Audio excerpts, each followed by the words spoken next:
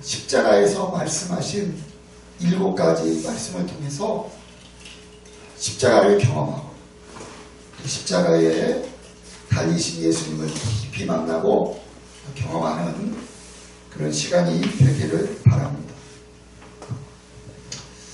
왜 이 가장 잔인한 십자가가 기독교의 상징이 되었는가? 이건 참 패러독스한, 무슨 좀 역설적인 내용입니다. 이 십자가는 인류가 고안해낸 형태 중에서 가장 잔인한 형태입니다.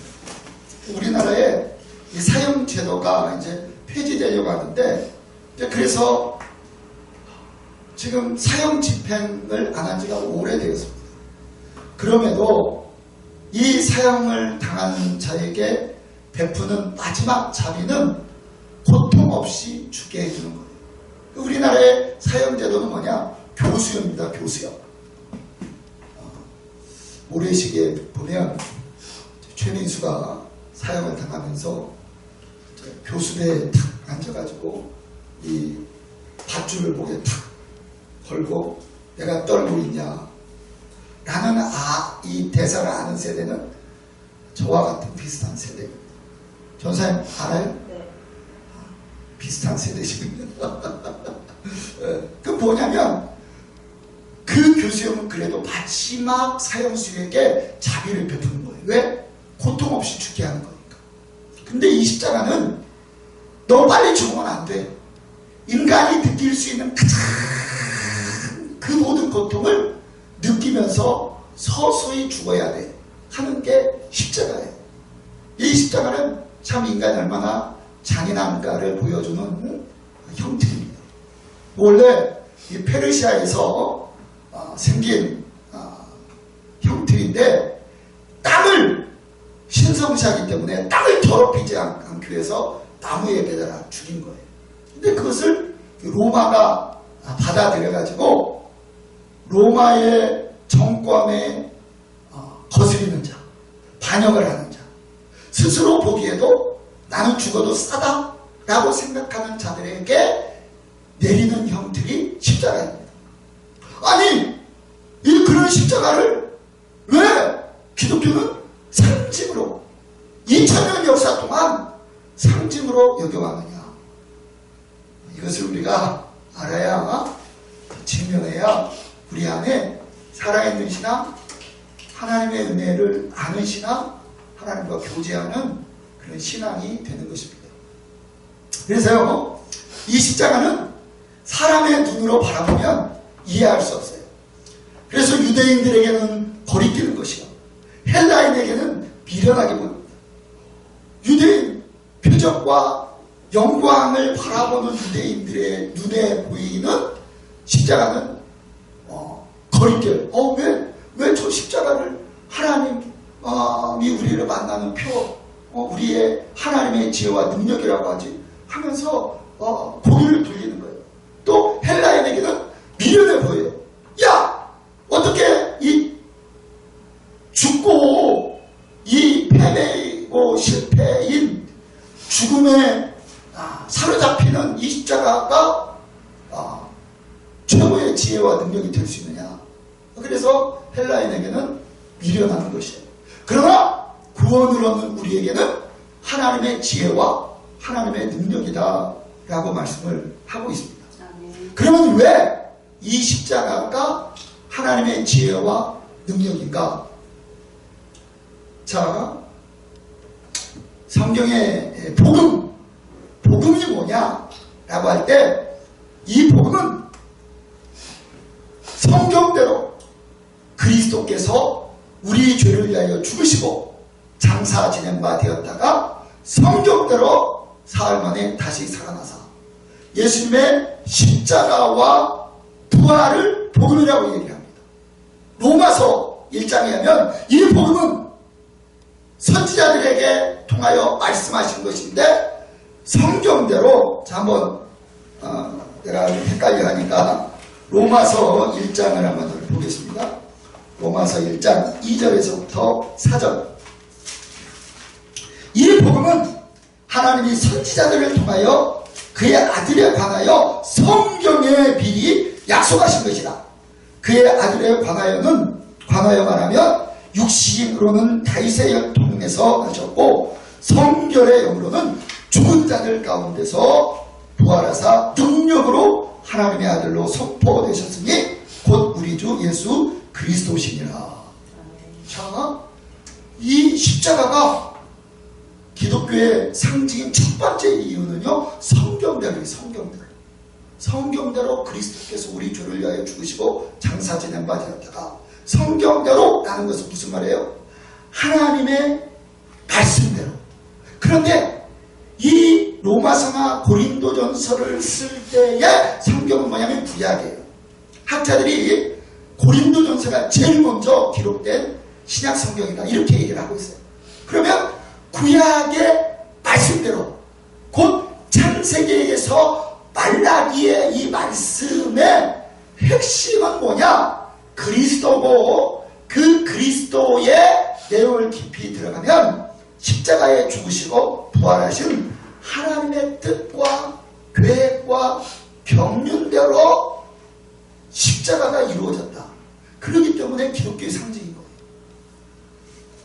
자, 두 번째는 예수님의 십자가는 로마서 마태복음 16장에 의하면 예수님이 이제 갈릴리 사역 전반 사역을 정리하면서 너희 사람들이 나를 누구라 하느냐, 너희는 나를 누구라 하느냐 질문했을 때 베드로가 주는 그리스도시요 살아계신 하나님의 아들입니다. 이런 고백을 합니다. 근데 여러분, 이 그리스도라는 단어가 얼마나 또 중요한지 몰라요. 우리 기독교의 상징은 십자가라면 기독이라는 것은 그리스도를 한자로 번역한 것이 기독이에요. 그리고 우리는 그리스도교인 거예요. 그럼 우리가 그리스도교라면 그리스도를 알아야 돼요. 제가 이런 생각이 든 적이 있어요. 하나님, 참 이해가 안 갑니다. 이제 이스라엘 백성이 율법을 어김으로 인해서 결국 그 율법의 뜻대로 이스라엘 백성이 이제 북이스라엘은 아수르에 멸망하고 남유다는 바벨론의 포로로 끌려가게 되는데, 그런데 70년 후에 교환을 하잖아요. 예루살렘으로. 그래, 느헤미야, 에스라, 새로운 부흥의 말씀을 하셔요. 그런데 그 이후에 이스라엘 백성이 정말 놀라운 왕국을 이루었으면 좋겠는데, 그 역사를 보면 이스라엘 민족은 이 말라기에서 마태복음까지 신구약 중간기 400년 동안 정말 어려움을 많이 겪게 됩니다. 어떤 어려움을 겪게 되냐면, 이제 북이스라엘은 아수르의 멸망이에요. 남유다는 바벨론의 멸망이에요. 그 다음에 바사, 곧 페르시아의 멸망하고, 그 다음부터는 성경이 이제 기록이 없는데 헬라의 다스림을 받고, 그 다음에 예수님이 태어날 당시에는 로마의 지배를 받고 있어요. 그러면 그 신구약 중간기가 얼마나 비참한 인생이었는지를 보여주고 있습니다. 하나님이 다윗의 후손을 통하여 하나의 영원한 다윗과 같은 왕국을 이룬다고 말씀하셨는데, 예수님이 태어나셨을 때 이 다윗의 계보를 보면 이 예수님의 아버지 요셉이 뭐하고 있었느냐? 갈릴리에서 목수일을 하고 있어요. 왕의 혈통, 왕의 어떤 그 가품 전혀 보이지 않습니다. 그리고 이 유대인들이 디아스포라로 생활하면서 헬라인이, 히브리어가 거의 사라져가지고 이제 이 히브리어 구약을 놓고 있으면 사람들이 글을 모르니까 헬라어로 바꿔요. 이게 70인명이에요. 70인명. 그만큼 이제 이스라엘의 정통성이 사라져버리는 그런 모습. 신약도 전부 다 헬라어로 쓰여졌어요. 자, 그러면 내가 왜 참 그런 마음이 들었냐면, 하나님 400년 동안 뭐하고 계셨어요? 하나님 막 에스라, 느헤미야를 통해서도 막 하나님 막 비전을 주고 또 다니엘을 통해서 그 포로로 끌려갔지만 막 놀라운 환상을 보여주고 그 하나님은 어디 계셔요? 400년 동안 뭐하고 계셔요? 그걸 우리에게 적용하면 하나님! 그렇게 주님을 헌신하고 하나님의 이름을 불렀는데 우리의 현실은 왜 이 모양 이 꼴이 되어야 합니까? 우리 이제 이런 불만, 이런 이해할 수 없는 씁쓸한 마음, 이런 마음 있잖아요. 야, 그런데 제가 역시 하나님은 하나님이십니다 하면서 제가 할렐루야 내가 외치는 깨달음이 있었습니다. 그게 뭐냐면 바로 그리스도예요. 그리스도. 자, 역사는 이스라엘 백성이 그렇게 비참하게 해서 이제 유다 12지파에서 한 그 유다가만이 좀 살아남아서 유대인이 되고 다른 이 11지파 거의 사라져가는 그때, 그렇게 그때에 하나님께서 뭘 기대하셨냐면 그리스도를 기대하고 계셨어요. 뭐냐? 이스라엘 백성이 그런 어려움을 처하고 힘들 때 그들이 붙잡은 것은 뭐냐면 말씀을 붙잡은 거예요.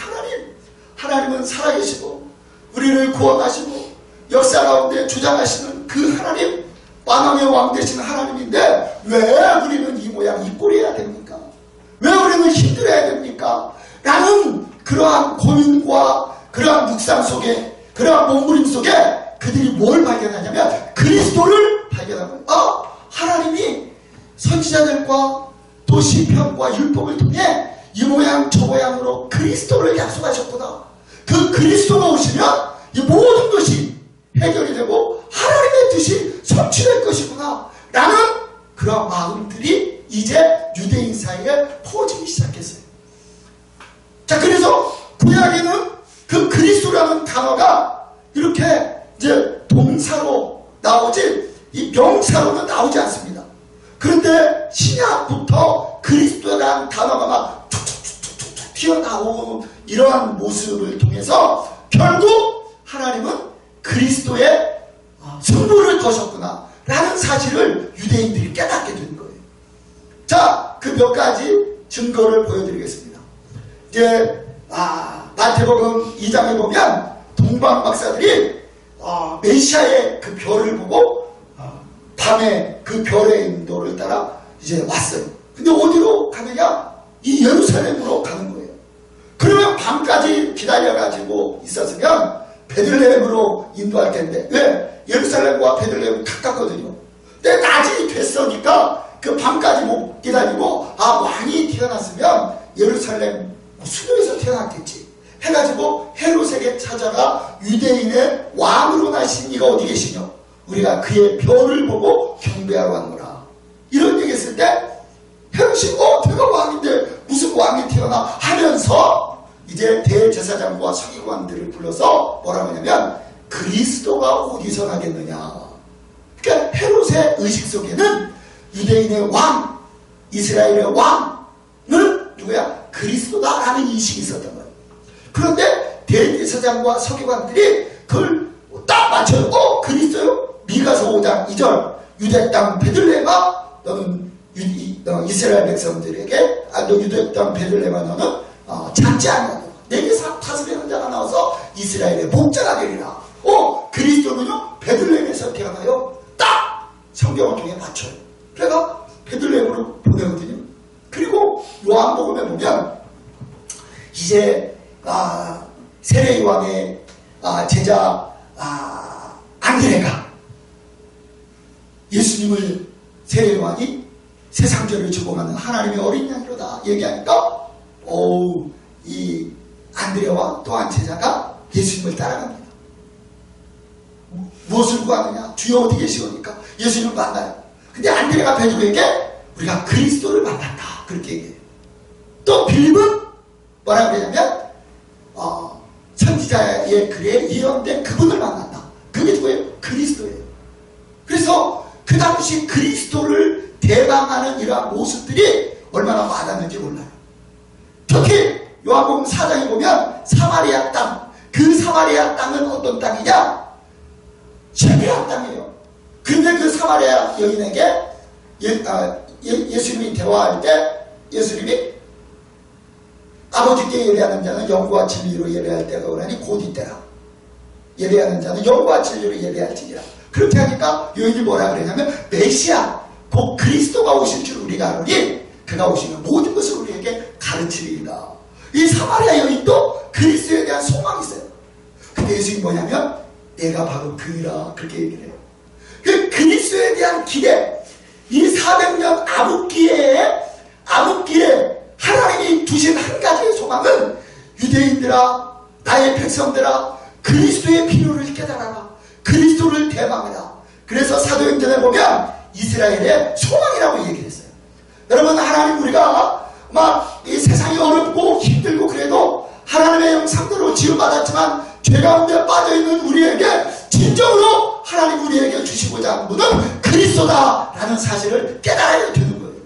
그런데 베드로가 예수님에게 주는 그리스도십니다. 하나님이 약속해 주셨고 그 약속대로 내 눈앞에 계신 예수님 당신이 그 그리스도입니다 라고 고백할 때 놀라운 회복이 발같이 내가 복이 있다. 음도의 권세가 이기지 못한다. 교회를 세울 것이다. 천국 열쇠를 내게 줄 것이다. 그런데 그때부터 예수님이 비로소 말씀하시게 있는데 인자가 대제사장과 서기관들에게 고난을 받고 버림받은 다음에 죽음을 당하고 3일 만에 부활할 것을 말씀하셔요. 그때 베드로가 주여 무슨 말씀입니까? 어떻게 죽으신다는 말입니까? 막아야지. 또 죽는다면 그럼 안녕히 주세요. 그럴 수 있어요? 예수님이 사탄아 물러가라. 내가 하나님의 일을 생각지 않냐고 사람의 일을 생각하는구나 라고 말씀하십니다. 자, 그래서 이 십자가는요 그냥 다른 죄수와 같이 그냥 힘이 없고 자기가 죄를 져서 지는 십자가가 아니라 성경대로 하나님의 계획과 경륜이었고 또 예수님이 이제 하나님의 뜻대로 그 길을 걸어가시겠다고 말씀하시고 그 길을 향해 걸어가셨고 그 3번에 걸쳐서 십자가에 대해서 말씀을 하시는 거예요. 그리고 하나님 예수님 말씀하신 대로 그 상황이 엮어지는 거예요. 다른 유다가 가서 배반을 해요.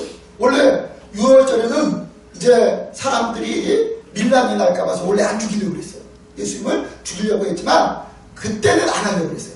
가룟 유다가 배반을 해버리고 이 북짝이 딱 맞은 거예요. 죄인들의 북짝이 그러나 크신 하나님의 섭리가 있었던 거죠. 그래서 예수님이 십자가에 못 박혀 죽으시게 되는 거예요. 여러분 잘 보세요. 왜 하나님은 십자가를 계획하셨고 결국 그리스도를 약속하셨는데 그분이 행하는 사역의 초점이 십자가와 부활이어야 되느냐. 우리가 이 사실을 예수님의 십자가의 가상 7연에서부터 살펴보도록 그렇게 하겠습니다. 이 십자가는요 인류가 고안해낸 형태 중에 가장 잔인한 형태를 했잖아요. 우리가 잘 알잖아요. 그 패션 오브 크라이스트 보면 예수님이 그 십자가를 지고 가셔요. 그러나 얼마나 피곤했던지 예수님이 그 십자가를 지고 갈 수 없어요. 불효된 사람 시몬이 대신 지시고 십자가에 가서 양 손에 못을 박고 양발에 못을 박아서 턱 세웁니다. 그러면요 이 십자가에서 그 하중이 앞으로 이렇게 쏠리면 그 괴로 그걸 버텨야 돼요. 그리고 막 버틸 때 그 양손과 발에서 나오는 아픔. 요즘 우리가 수술을 할 때는 마취제가 있으니까 수술할 때는 안 아파요. 수술을 깨어나서 마취가 깨어날 때 얼마나 아픕니까? 그런 경험들 해보셨는지 모르겠어요. 예수님은 그런 고통이 없어요. 아니 마취가 없어요. 그 고통. 그 고통. 시편 22편 14절 15절에 보면 그 예수님의 육신의 고통을 이렇게 표현합니다. 나는 물같이 쏟아졌으며 물 쏟아지면 막 중력에서 확 쏟아지잖아요. 나는 물같이 쏟아졌으며 그러니까 뭐가 뼈가 어그러져요. 내 모든 뼈는 어그러졌으며 뼈가 어그러져요. 그 고통으로 인하여 내 마음은 내 속에서 촛물같이 녹았으며 그리고 그 갈증으로 인해서 내 혀는 내 이털에 붙었나이다. 그런 고통. 그런데 이 복음서에 의하면 그 그 예수님의 고통, 육체적인 고통에 대해서는 기록되어 있지 않습니다.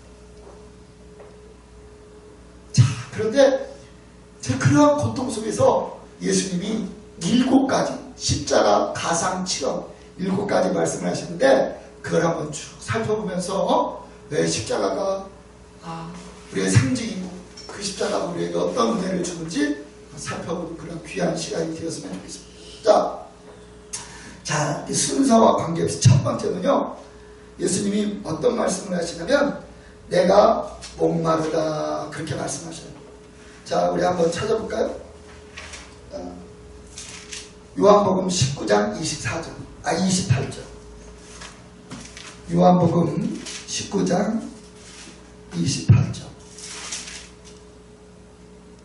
그 외에 예수께서 모든 일이 이미 이루어진 줄 아시고 성경을 응하게 하려 하사 이르시되 내가 목마르다 하시니. 내려오면 시편 69편 21절이죠. 예수님이 그 십자가에서 목마르셨어요. 그런데 예수님이 내가 목마르다 이 말씀은 예수님이 목마르심도 있지만 예수님은 그 고통 가운데서도 뭘 생각했냐면 하나님의 말씀을 생각하셨어요. 여러분, 우리가요 아프고 힘들면 모든 게 귀찮아요. 그죠? 누가 말을 걸어오는 것도 귀찮고 그 아픔을 빨리 벗어나고 싶어서 몸부림치는 게 우리 생명을 가진 육체의 본능입니다. 그런데 예수님께서는 그 고통 가운데 뭘 생각하셨냐면 성경을 응하게 하셔서 그 고통 중에서도 성경을 응하게 하시기 위해서 내가 목마르다 라고 말씀을 하시고 계십니다. 여러분, 예수님의 첫 번째, 이건 순서적이 아니에요. 그 고통 가운데서 그 목마름을 표현하시는데 그 목적이 뭐였느냐? 바로 성경을 응하게 하기 위해서 내가 목마르다 말씀하셨다. 여러분, 예수님이 십자가에서 성경을 이루었기 때문에 뒤에서 다룰 거예요. 우리가 구원의 길이 완전하게 완벽하게 열리게 되는 것입니다. 첫 번째, 예수님이 십자가에서 하신 말씀. 두 번째는 누가복음 본문 23장 34절로 가보겠습니다. 두 번째 34절에 보면 예수께서 이르시되 아버지 저들을 사하여 주옵소서 자기들이 하는 것을 알지 못합니다 하시더라. 예수님이 그 고통 가운데 용서 기도를 했어요. 아버지여 저희들을 사하여 주옵소서. 자기가 하는 것을 알지 못하나이다. 알지 못하고 하는 행동이 뭔지를 그 밑에서 얘기를 하고 있어요. 그들이 그의 옷을 나누고 제비뽑고 있어요.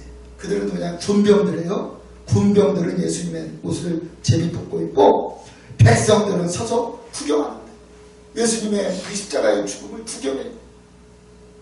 강 건너 불구경 재미있을 거예요. 왜 그러냐면 긴장이 그 안에 있기 때문에 막 재산이 순간에 타고 사람들 막 깜짝깜짝 놀래고 그러나 불이 이쪽으로 안 넘어오니까 강 건너 불구경한다는 거. 그런데 예수님의 그 고통, 그 괴로움, 그 긴장, 생사가 왔다 갔다 하는 그 순간을 구경하는 백성들. 관리들은 거기에 끝나지 않아요. 비유서 이르되 저가 남은 구원하였으니 만일 하나님의 택하신 자 그리스도여든 자신도 구원하라 할지어다. 예수님을 비유서요. 또 군인들은 희롱하면서 나와 신포도를 주며 이르되 내가 만일 유대인의 왕이면 내가 너를 구원하라 하더라.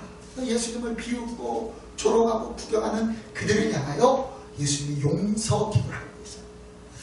저는요, 우리가 사람을 살아가면서 처세술이 있잖아요. 입서비스가 있잖아요.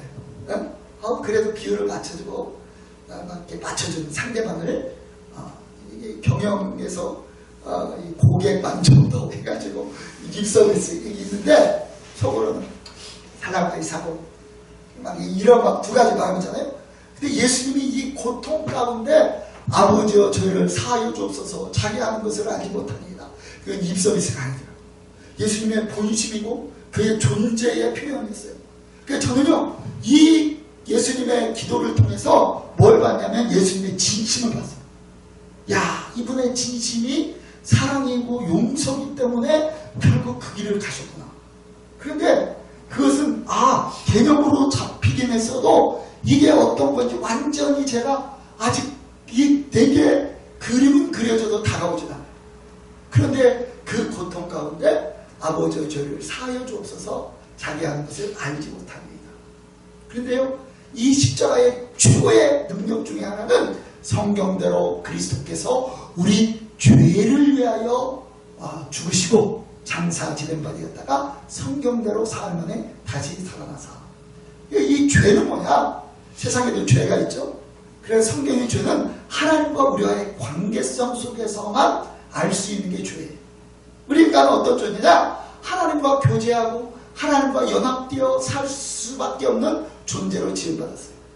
그런데 그 하나님을 등지고 탕자와 같이 떠나게 되었을 때 죄가 들어오고, 이 죄는 하나님 없이 사는 인간들에게는 꺼져가는 등불이요 상한 갈대와 같은 서서히 꺼져가는 그러한 존재, 아픔과 고통과 죽음의 그 열매를 맺어가며 사는 존재, 이게 이제 죽음의 결과인 거예요. 결국은 죄의 삭은 사망이고 사망 뒤에는 심판이 있고 그 심판은 영원한 지옥의 불못에 들어가게 되는 거예요. 그런데 그 죄를 해결하기 위해서 예수님이 죽으시면서 용서기도를 합니다. 그런데요 예수님의 용서의 기도는 놀라운 능력이 있었어요. 세 번째, 나누고 싶은 말씀이 뭐냐면, 이 예수님의 십자가의 고통을 가장 리얼하게 느끼는 사람이 있었는데, 그래도 그 십자가를 막 리얼하게 느끼면 좋아요. 그래가지고 이 필리핀이나 이 카톨릭에서는 아직도 막 이 십자가를 접는 경험, 심지어 못을 박아본 그런 경험, 막 이런 것을 해요. 그런데 이것을 실제로 경험한 사람은 누구냐면 양초병 강도예요. 그죠? 똑같이 십자가에 못 박혔습니다. 이 십자가에 이 고통에 막 괴로워하고 막 죽어가면서 이 죽음의 공포에 떨고 있고, 지적받은 죽어가면서 자기 부모를 저주한 애들도 있다 그러는데, 자기 부모를 막 원망하고 그렇게 죽어가는 거에 대해서 막 이 분노와 두려움과 그 죽음의 공포에 떨고 있는 두 사람. 그런데 예수님은 그 십자가에서 아버지여 저희를 사하여 주옵소서 자기 하는 것을 알지 못하느니라, 이 용서의 기도가 한쪽 평 머리에 그 가슴에 마음을 꽝 때린 거예요. 자, 우리가 잘 아는 한쪽평 강도가 그것을 깨닫고, 이제 한쪽평 강도는 예수님께 네가 그리스도가 아니냐? 너와 우리를 구원하라, 그렇게 얘기해요. 그때 한쪽평 강도는 우리는 우리의 받은 상당한 보험을 받거니와 이 사람은 잘못한 게 없는, 이 사람이 행한 일 중에 악한 게 없다. 하나님을 너는 두려워하지 않느냐, 이런 이야기를 합니다. 내가 좀 헷갈리니까 본문을 보죠. 누가복음 23장 39절에서 달린 행악자 중 하나는 비방하여 이르되 내가 그리스도가 아니냐? 너가 우리를 구원하라 하되 하나는 그 사람을 꾸짖어 이르되 내가 동일한 정죄를 받고서도 하나님을 두려워하지 않느냐? 아니하느냐? 우리는 우리가 행한 일에 상당한 보응을 받는 것이니 이에 당연하거니와 이 사람이 행한 것은 옳지 않은 것이 없느니라고 하고, 이 강도인데, 여러분 강도 나와요.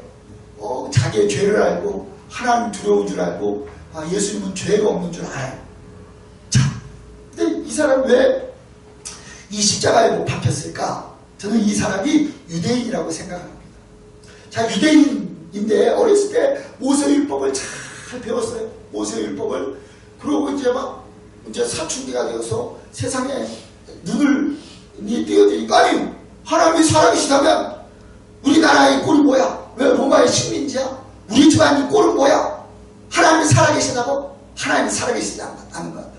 내가 이런 하나님을 믿느니 내 주먹을 믿겠다 라고 하면서 하나님을 떠나 비틀어진 길을 가다가 강도가 된 거예요. 어느 날 소문이 들립니다.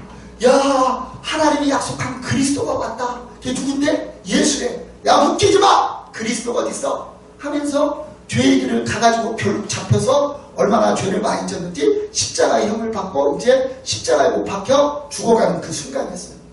아니, 그런데 예수님이 아버지여 저희를 사하여 주옵소서, 자기 하는 것을 알지 못하니까 이 용서의 기도를 통해 그 십자가의 고통에서 이 용서 기도를 하는 예수님을 깨닫고 그 예수님의 용서의 기도가 이 한키평 강도의 마음을 꽝 때리면서 이분은 진짜 그리스도구나 라는 믿음을 가져버리게 된 거예요.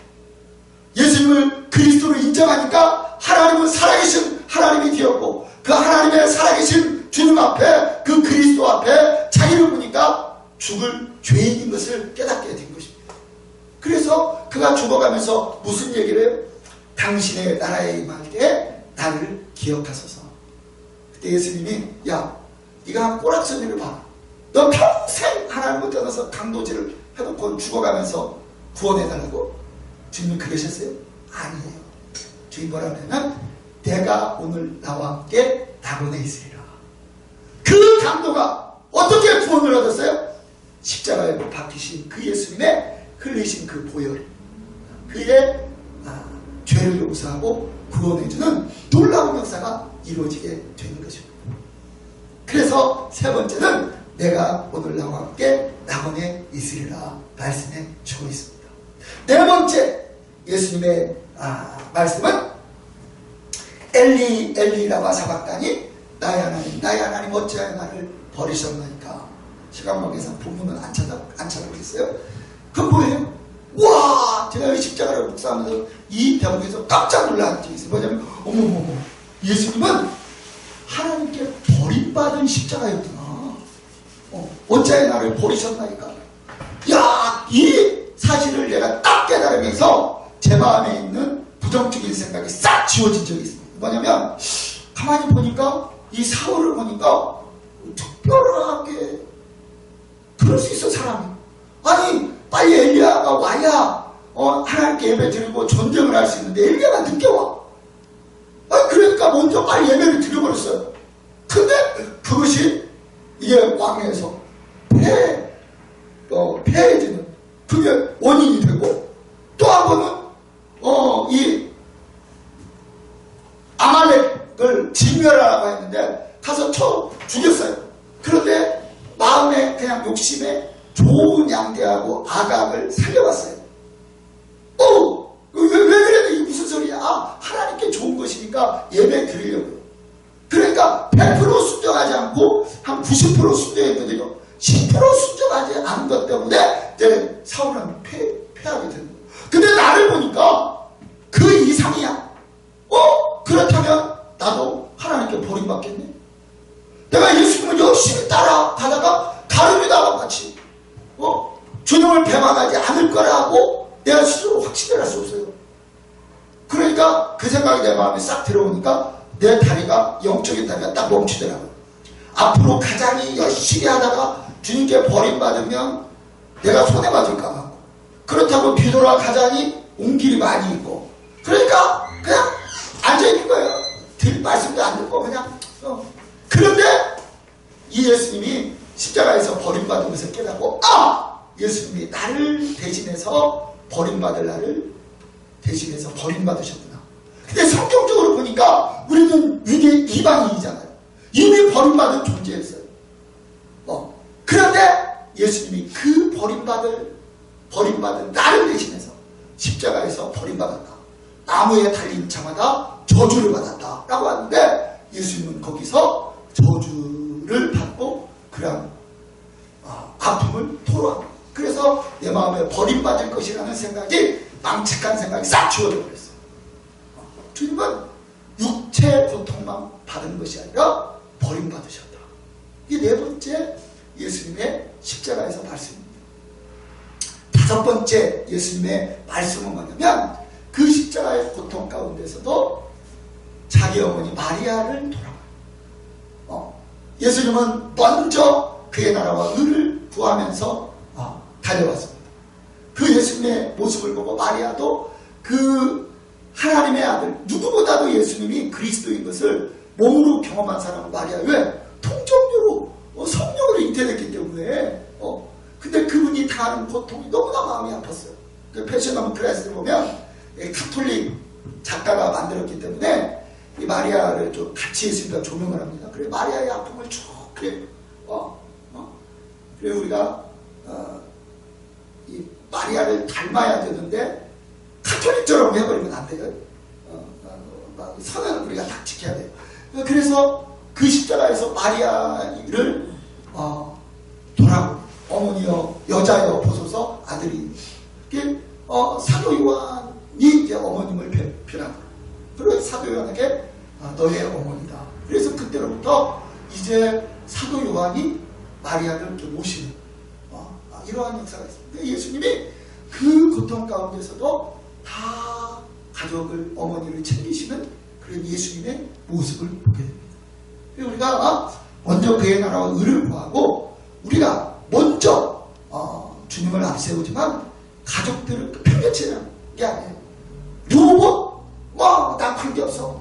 하나님께 드릴 말에 대해서 이게 아니라 중요한 하나님을 앞세울 때 내가 하나를 챙긴다면 하나님은 100을 챙긴다는 믿음으로 나아가게 되면 하나님이 챙겨주시는 것이다. 그래서 주님 때문에 가족을 더 사랑하는 그러기 때문에 말씀으로 돕는 이러한 우리의 신앙이 되어야 함을 말씀해 주고 있는 거예요.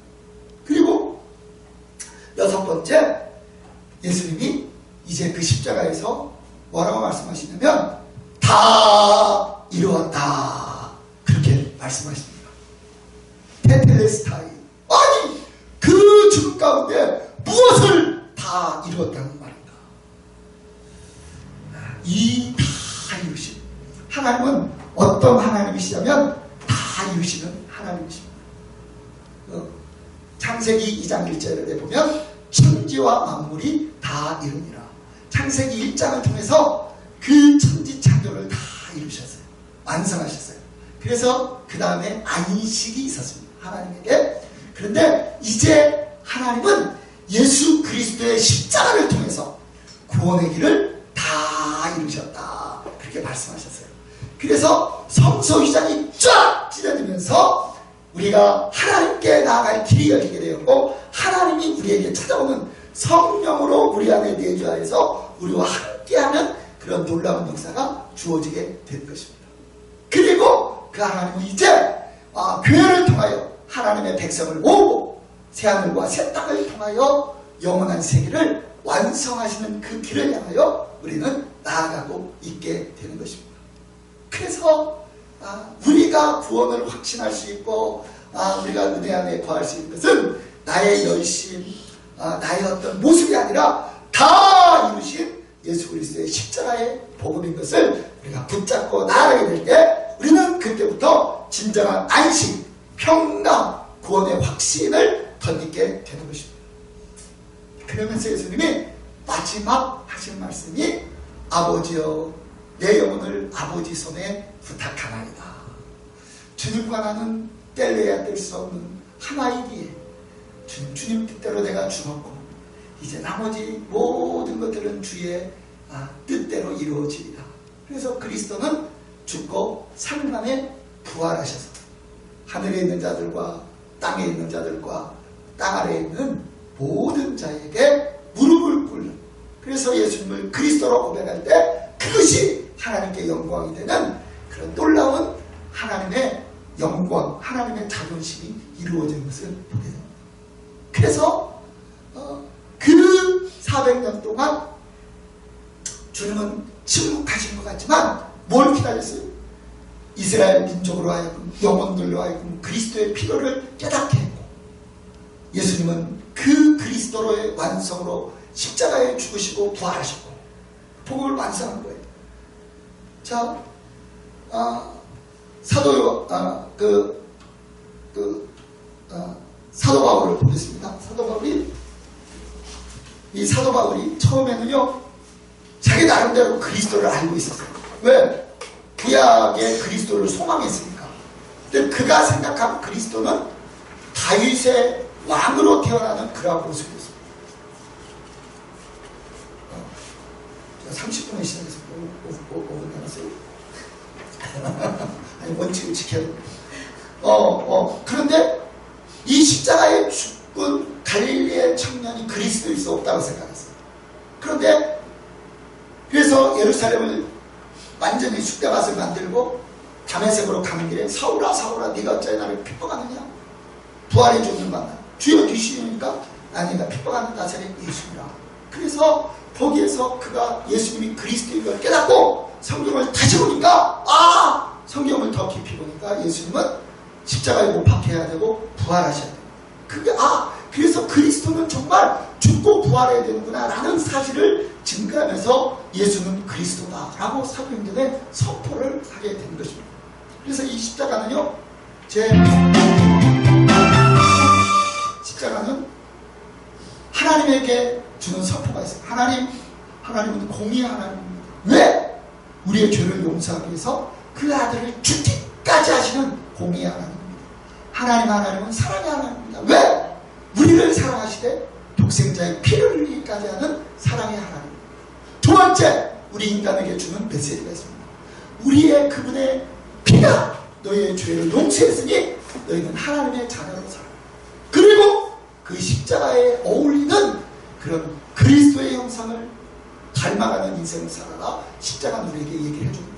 세 번째, 이 십자가는 예수님에게 주는 메시지가 있습니다. 지금 그 매트릭스의 나는 신이다. 이것이 이 정명석의 이 모습을 보이면서 교회에 얼마나 안 좋은 영향력을 미쳤는 거예요. 주님이 그리스도예요. 못된 짓 다 하잖아요. 그런데 예수님이 진짜 그리스도인 이유는 성경대로 하나님의 뜻대로 정말 그 누구도 원치 않는 그 십자가의 길을 걸어가 순종하셨고, 그 죽을 자유는 있지만 살아날 자유는 없잖아요. 그래서 3일 만에 부활하셔서 예수님이 그리스도인 것을 십자가가 예수님 당신만이 그리스도입니다. 천하에 구원을 얻을 만한 다른 이름을 주지 않았습니다. 사단에게 주는 메시지가 있는 거예요. 이게 뭐냐? 사단이 우리를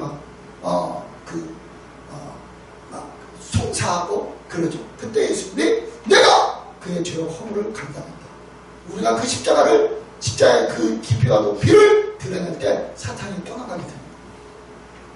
제가 이 신천지 사람이 어떻게 해가지고 우리 교회 왔어요. 근데 딱 우리 교회만 온 게 아니라 그 지역에 여러 가지 해가지고 목사님들하고 알아가지고 신천지인 줄 알았어. 왜 이렇게 신천지에 많은 성도들이 빠지는가? 직분자들이 빠져요. 그래가지고 이렇게 대화를 쭉 해보니까 얘네들은 이 요한계시록을 이 땅에서 이룬다고 하지만 예수님의 십자가의 이야기를 딱 내보면 멈칫하고 그 얘기 말고 그건 그렇고 하고 넘어가더라고요. 그리고 우리의 신앙은요, 십자가를 통과해야 그런 이단에 빠지지 않게 되고, 그 십자가 이 세례가 뭐예요? 그 주님의 죽음이 나의 죽음이고 주님의 부활이 나의 부활로 우리가 경험해야 되는 거예요. 그래서 제가 방언기도를 쭉 하면서 이 십자가를 묵상할 때 이 얼마나 내게 은혜와 힘과 성령의 역사가 있었는지 모릅니다. 우리 안에 기독교의 최고의 상징 십자가. 왜? 이것이 하나님의 지혜와 능력이고 하나님을 하나님 되게 하고 우리를 구원하고 그리스도가 되게 하며 진리를 진리 되게 하는 것이 바로 이 십자가의 복음이기 때문에 그렇습니다. 아무쪼록 이 십자가가 나의 십자가, 이 십자가 중심의 신앙이 될 때 예수 그리스도의 부활과 함께 우리도 부활하는 그런 놀라운 역사가 주어지게 되는 것입니다.